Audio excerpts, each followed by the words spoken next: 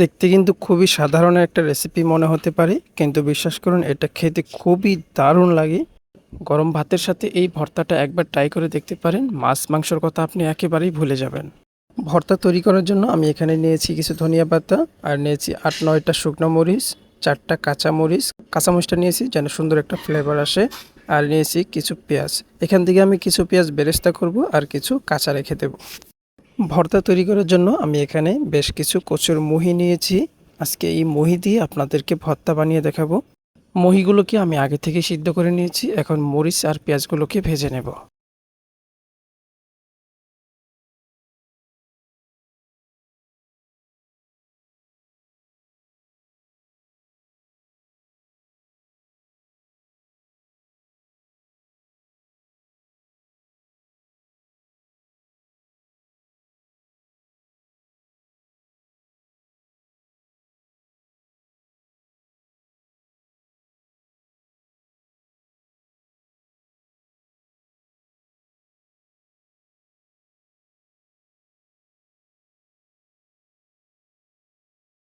এখন অর্ধেকটা পেঁয়াজ আমি বেরেস্তা করে নেব।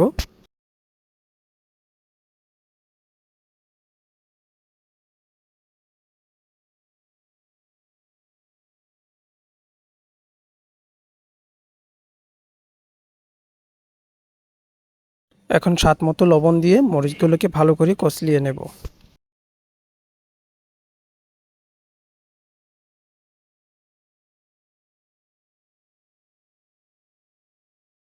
তারপর দিয়ে দিব কিছু কাঁচা পেঁয়াজ।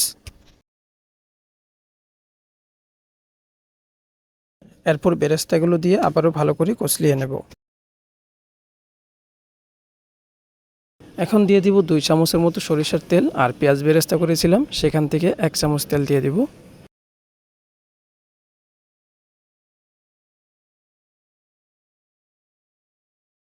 এরপর ধনিয়া পাতা কুচি দিয়ে আবার ভালো করে মাখিয়ে নেব।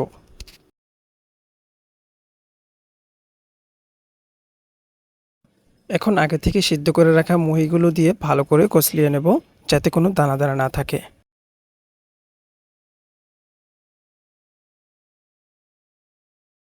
আমার ভর্তা তৈরি হয়ে গেছে, দেখতেই পাচ্ছেন। এই সাধারণ উপকরণ দিয়ে এই ভর্তাটা একবার বানিয়ে ট্রাই করে দেখতে পারেন, খেতে কিন্তু খুবই দারুণ লাগে। ভিডিওটি যদি ভালো লাগে চ্যানেলটি সাবস্ক্রাইব করে দিন, তাহলে নিত্য নতুন ভিডিওগুলো সবার আগে আপনি পেয়ে যাবেন।